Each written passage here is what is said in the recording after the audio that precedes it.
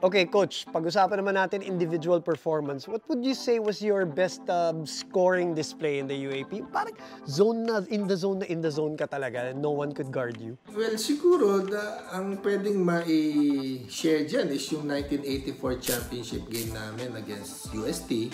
Yung shootout namin ni Pido Arencio. I think I scored 46 points that game. Tapos si Pido, 48, di ba? What made him such a great scorer like you back then?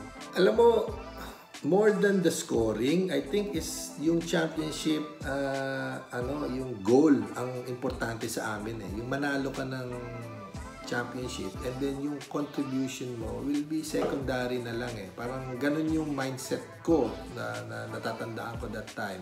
Kaya kaming buong team motivated to win it. Talagang sinuportahan nila ako, screens, good passes, and yun nga, I played in the zone talaga. Siguro talaga kahit anong bitaw ko pumapasok. Si Pido kasi parang single-handedly siya yung scorer ng UST. Kaya nga siguro natawag na the fireman eh. Parang siya yung taga patay ng sunog, di ba? Maraming galaw yan, maraming moves na talagang imposible sa tingin mo hindi papasok. Tsaka ang galing din talaga ng shooting yan. Makikita mong siya yung nagdidirect talaga ng team, and yung leadership niya, yung leadership quality, yun yung sa tingin kong nagdala kung bakit siya naging main guy ng UST.